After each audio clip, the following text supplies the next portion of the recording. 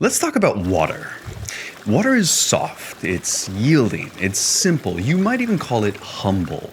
Water doesn't force things, it adapts to things. But with time, water wears down mountains, it cuts canyons through the land, it wears at the edges of continents. We think we understand water, but water is powerful beyond our comprehension. The Daodejing tells us nothing in the world is as soft, as weak as water. Nothing else can wear away the hard, the strong, and remain unaltered. Soft becomes hard, weak overcomes strong. Everybody knows it, nobody uses the knowledge. Why are we talking about water? Well, it's because today marks the start of a new series that I'm doing on the 100 great anarchist thinkers, and we're starting with people who were not technically anarchists, but are often referred to as Proto-Anarchists. We're starting today with one of the most influential figures in Chinese thought and global philosophy, even though he may not have actually existed. This is the Chinese teacher and philosopher Laozi. Laozi. Welcome to Champagne Anarchism.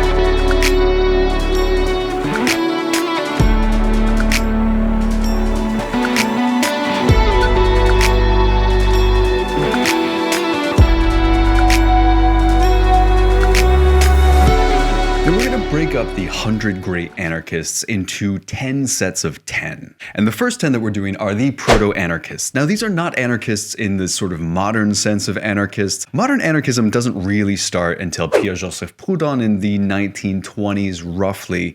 But before that, we do have thinkers that kind of lay the groundwork. And that's why we call a lot of these people proto-anarchists, coming before anarchists. It really develops as a philosophy. So we're going through Laozi and Zhuangzi, as well as Diogenes and Zeno, the Greek thinkers. We have the Zoroastrian preacher Mazdak. We have Jesus Christ. We have Thomas Müntzer. We have Etienne de la Boétie. We have the Levelers, and we have Jared Winstanley. And if your question is it appropriate to call these people anarchists? The answer is absolutely not. But they provided a lot of the groundwork that sort of modern anarchism is based on. And so it's important to talk about them before we get into the actual anarchist thinkers. And we're starting off strong with Laozi, and I'm trying really hard with the pronunciation here, and I have off camera, I have my partner over there who is going to throw something at me if I get something wrong. So if the pronunciation is bad, you can actually blame him. We are going through some of the historical context for Laozi and the period that he was working in, the so-called Warring States period in Chinese history. Then we're going to talk a little bit about the philosophical school and philosophy that he founded, which is called Daoism. We'll do a brief introduction to Daoist thought, and I will link some sources below if you're curious and want to learn more about Daoism. These are really fantastic resources that you can check out on your own time. And then we'll finish up this video by considering how Laozi and his thought may fit into a general anarchist philosophy, where it fits and where it doesn't fit, and how we might take these kind of Daoist principles and build an anarchist philosophy based on those principles. I think this is a really fascinating discussion to have. But let's get right into it. Let's talk about the Warring States period, which comes around in about 6th century BCE in ancient China. Now, what you need to know about the Warring States period is that it's a period of absolute chaos. This is the late Zhou dynasty. The Zhou dynasty had unified China and is now being split into different factions. The dynasty still exists. The royal house is still there, but around the margins, there are these powerful kings that are rising and falling, and they're all battling for power. And in this context, you have the emergence of 3 main schools of thought to kind of deal with the chaos. They provide kind of a political vision for China at the time, and we're actually, modern day, left with a lot of their remnants. Those 3 philosophical schools are Confucianism, which you've probably heard of, legalism, and Daoism, which we're going to talk about today. Hi, this is Justin from the future. As I was editing this video, I realized that I completely missed out on the Daoists, which is another of China's 4 major philosophical schools around the time that Laozi is presumed to be working. It doesn't survive to the end of the Warring States period, but it's nonetheless very, very interesting. It has a really rich and interesting ethical code. It has elements of what we might call modern day utilitarianism. If you want to know more, because I don't go too in depth into any of these in this video, but if you want to know more about any of this, you can check out Chinese Thought from Confucius to Kukding. This is a really, really interesting read, just kind of overall. And hey, look, right on the cover, there's the Dao. Anyway, back to the video. Now, Confucianism is a philosophical system that puts a lot of emphasis on roles, especially family roles. Relationships in Confucius's philosophy have very specific functions. They are supposed to teach you how to act in certain ways relative to specific values. So Confucius and later Confucian philosophers, they placed a lot of emphasis on personal virtue, the idea of duty and obligation, as well as, of course, loyalty, what we call filial piety, which is basically respect for parents and ancestors. In Confucianism, there typically is a rigid hierarchy and specific relationships to certain people that dictate how you act in your life. Now, legalism, on the other hand, is a very broad doctrine. This is also referred to as fajia, and it's roughly based on strict codes and rules that can be applied to control the population and thereby foster harmony. So a lot of scholars point to the work of legalist thinkers at the time as underpinning the rise of what would become in China a very well-educated and independently powerful bureaucracy that held in later versions of China and kind of held the country together in a very real way. The bureaucracy in China kind of drives Chinese history for quite a while. And then there's Daoism, which we'll talk about today. And I am skimming through a lot of this. You will find in a lot of these thinkers, when you start to dive in, that there's a lot of overlap between these three systems. And the overlaps themselves are kind of fascinating just on their own. But for today's purposes and for a video that's not going to be 100 hours long, we are necessarily skimming a few things. But first, let's talk a little bit about who Laozi actually was. Lao?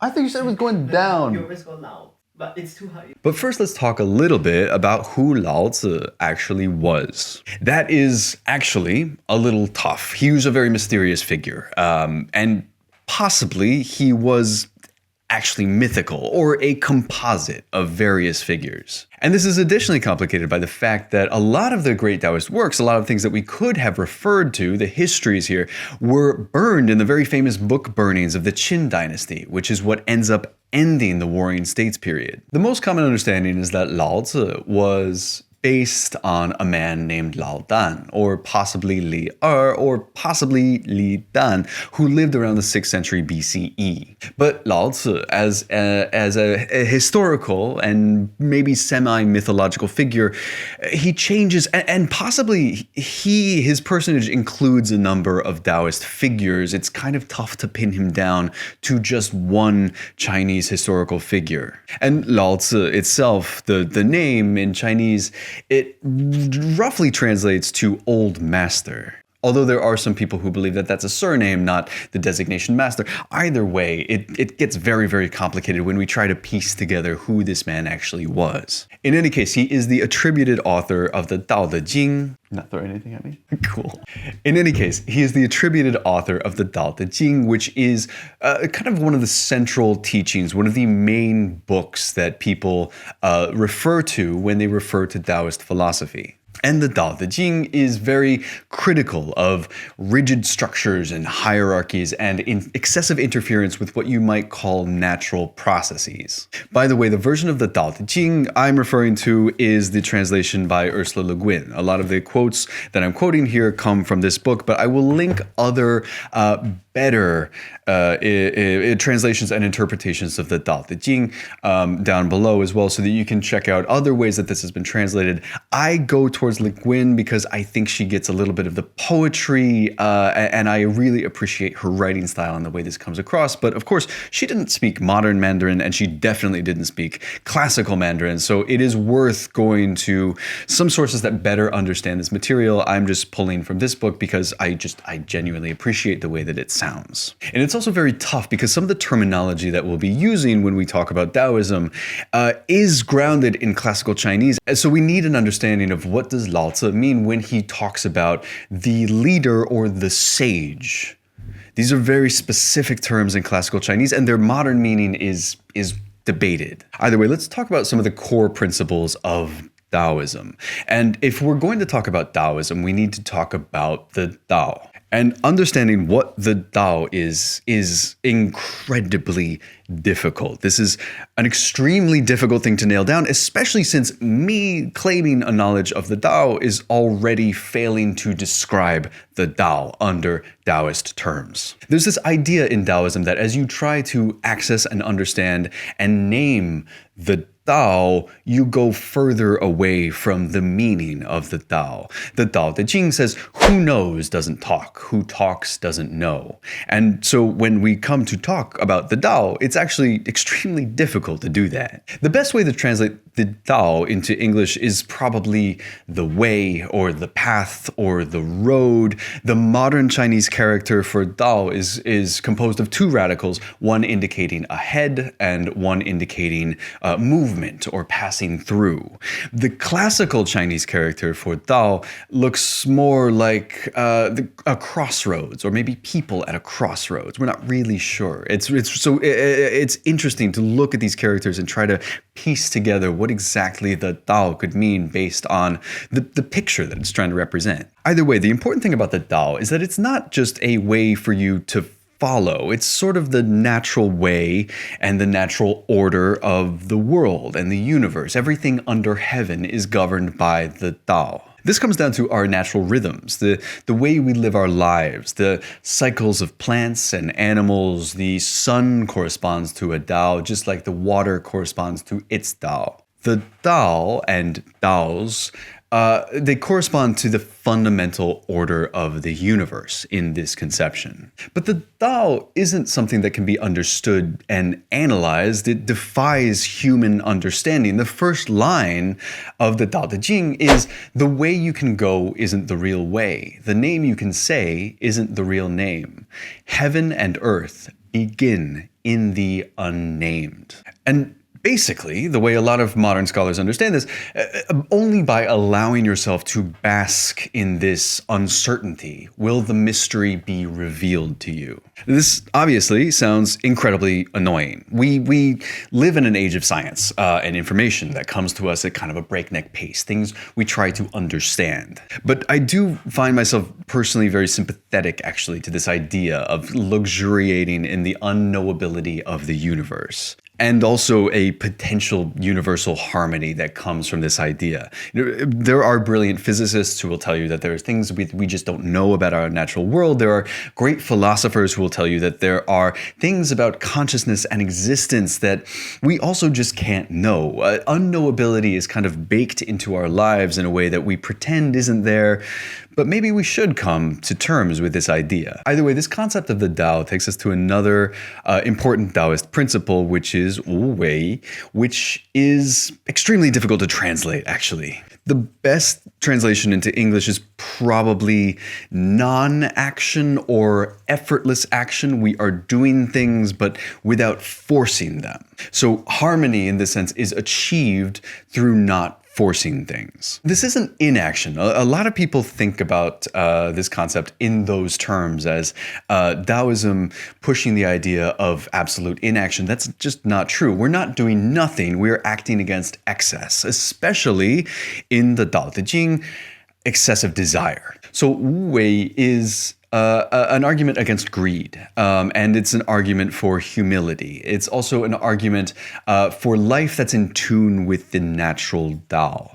And that's the Dao of the universe. It's harmony with others, it's harmony with nature and with the natural world. The Daodejing condemns things like war and cruelty and excessive taxation because they show that the ruler has excessive desires. And so in Laozi's telling, simplicity and humility are the true virtues. And if you find these ideas interesting, I really encourage you to read more widely about this stuff. That this book in particular, the Daodejing, has been incredibly influential for a wide number of people. And people take these ideas modern day very, very seriously, as probably they should. There is wisdom in this book that you might not necessarily get elsewhere. And so it is worth meeting Daoism on its own terms and reading through some of the things in the Daodejing. But let's talk about this in the context of anarchism, because that's really what we're trying to look for here. Now, all through this book, you will find echoes of anarchist philosophy. There's a critique of rulers and centralized authority that's incredibly present in this book.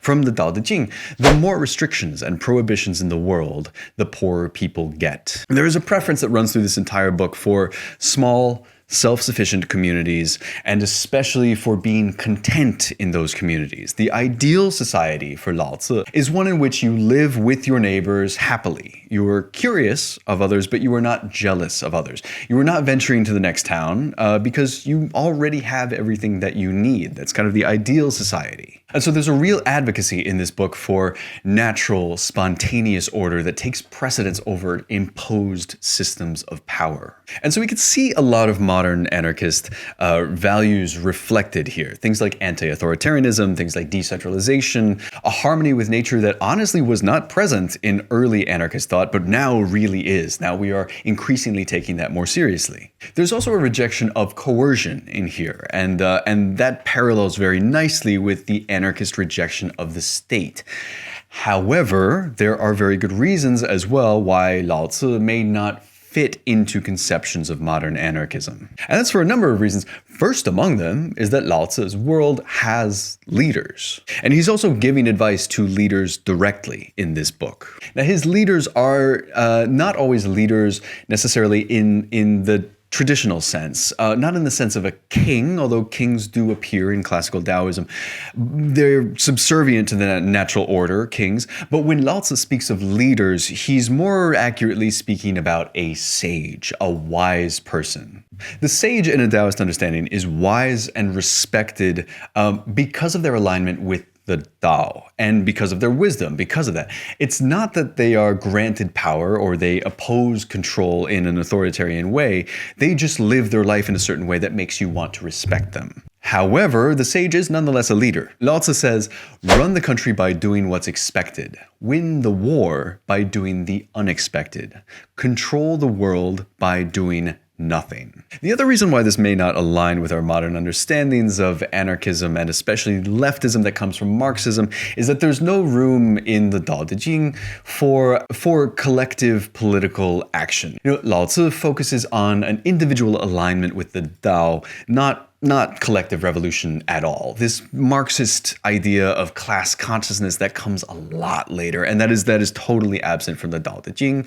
That will arrive later on, but in this version of Daoism, that doesn't exist. And there's no room as well for kind of active resistance within the Daodejing. This is more about yielding rather than kind of confronting oppression head on. And that's another kind of major difference with our kind of modern conception of what a revolution or anarchist philosophy might look like. However, there are very good reasons to revisit Laozi and Daoist philosophy now. Key among them is the climate crisis and this increasing need for harmonization with nature. This is something that you get through theorists like Murray Bookchin. The way that humanity will typically present itself as above the natural world or as a curator or steward of the natural world, that does exist in Daoism, but the idea of harmony is something that's kind of important to get back to. There's also a strong critique here of overreach and over-centralization in modern states, which is a really important idea when you get to modern versions of anarchism. That is something that I think we should all give significantly more attention to. The words of Laozi and the Daodejing can give us a little bit of an inspiration for a more sustainable and less coercive system in general. So although this thinker and this book doesn't necessarily fit with our modern conception of anarchism, we can nonetheless take a lot from a work like this. It kind of comes back for me to that metaphor of water, the thing that we started out, and water runs through the Daodejing and a lot of later Daoist thinkers, and of course the work of Confucius and anybody who mentions the concept of qi as well. That is very present in Chinese philosophy sort of throughout this entire period. But there's an open question for how to embody the adaptability, this kind of quiet power of water in a movement. And this is sort of the way that Laozi presents us with an enduring challenge to coercive systems. Where does the power come from? Something similar to this Dao of water. And I will wrap this video up here just with a quick reflection, or maybe a reflection for you if you're watching this.